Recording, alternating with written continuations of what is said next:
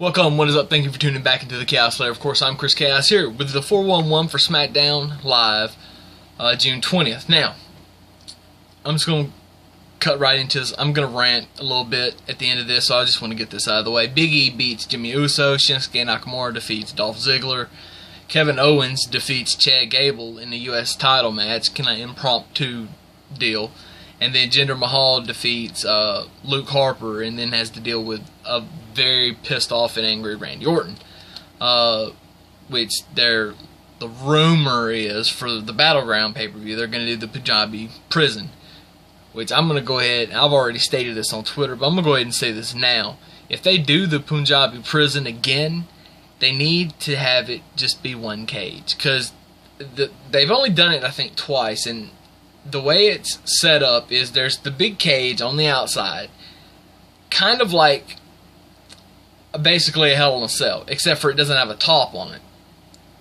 And then there's a cage around the ring that you have to like pull a thing and you have to slide out of a door. It's just dumb.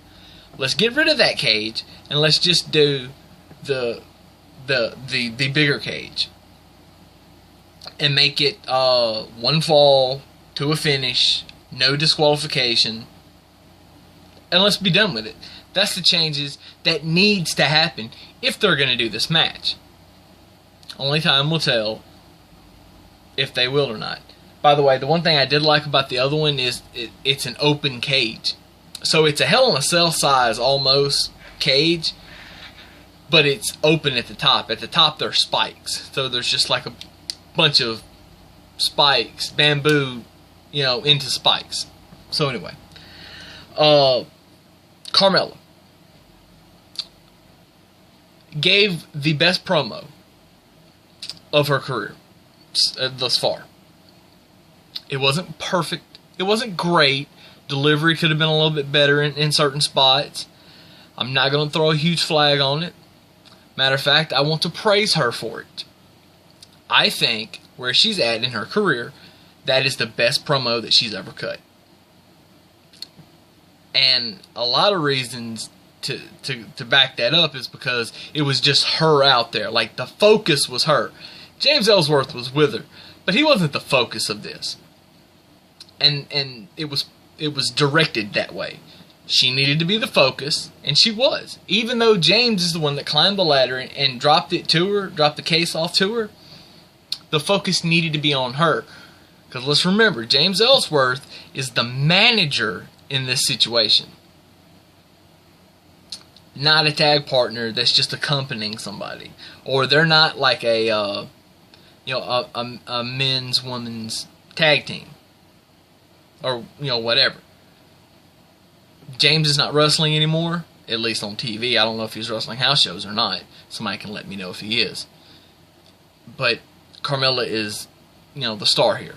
Now, as far as Daniel Bryan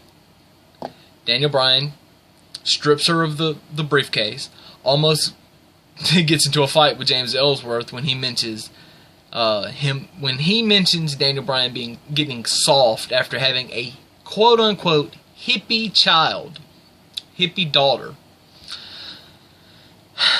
I didn't think he went at him far enough. The perfect line would have been, James, you are only here because of me. I'm the one that allowed you to get a contract, or get an opportunity at a contract for SmackDown Live. Know your place and step back. Okay, now with that being said, he did strip her of the contract, stripped her of the briefcase. We're going to have a rematch. The going rumor is that this whole thing was booked that way. And I'm throwing a huge flag on it. If there ever was bullshit booking, this is it.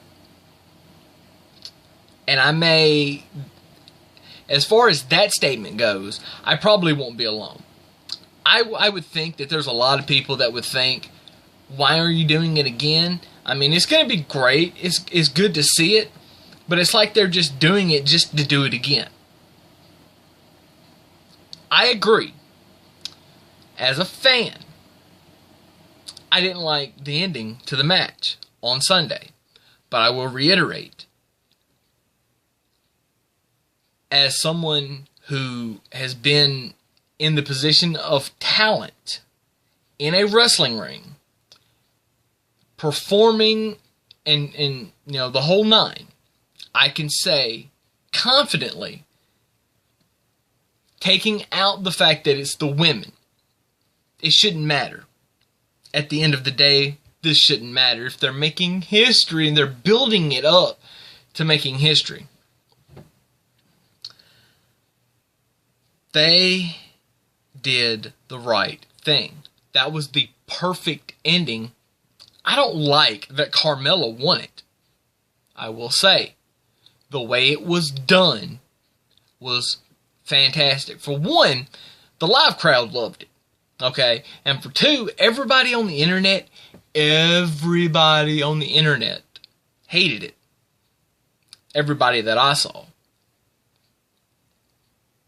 The heel won. You're not supposed to like it. You're supposed to hate. When a heel cheats, you're supposed to hate it. That's why I loved the fact that Carmella brought it up in her promo.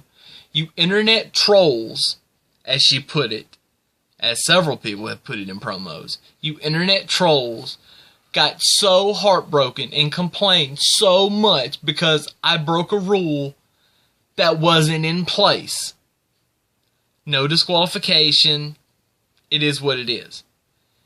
People want to be so smart about the business and at the same time try to turn something that is really good, something really good that happens, and try to turn it. And everybody jumps on the bandwagon and says, yeah, this is right. They screwed up. No, they didn't. Where they screwed up is they took the thing from her tonight and they're redoing it again next week. Now, for everybody in San Diego, enjoy. You will have a Money in the Bank ladder match, a women's Money in the Bank ladder match next Tuesday night. One of my friends, Chris Garcia, he's going to be there. I love it for him. He gets to experience a little bit of history. But I don't like the booking. If they were going to do this, and this was the rumor going around that this was the original plan, I don't like the booking. I don't like it. If this was a heel, if there was a heel general manager or a heel commissioner on SmackDown, they couldn't have done this. It wouldn't have made sense. But since both of the Shane McMahon being the commissioner, Daniel Bryan being the general manager, since they're both baby faces, they need the cheap pops. Let's give the people what they want, and the people want another rematch or another ladder match. But I will say, going forward, if we're going to do something and we're going to proclaim it as being history-making, let's not do it again. Because it's dumb. It's dumb. It's just like me, 16, 15, however old I was, when I lost my virginity. It's like, you go in and say, I'm going to make history. My history anyway. I'm finna get laid. And then all of a sudden, no, that didn't count. I'm going to do it again. There is no redoing it again. It's done. You've already lost that. There's the same way as this has already been done. It's already been done. Period. It's over. Why redo it? But that's just my 2 cents. You can tell me what you think, but I know that I am a man on an island by myself. By the way, that's kind of how I like it. Because I am the smartest man in the room, and you all know it. Or, well, you probably should by now. Anyway, deuces as always, chaos out.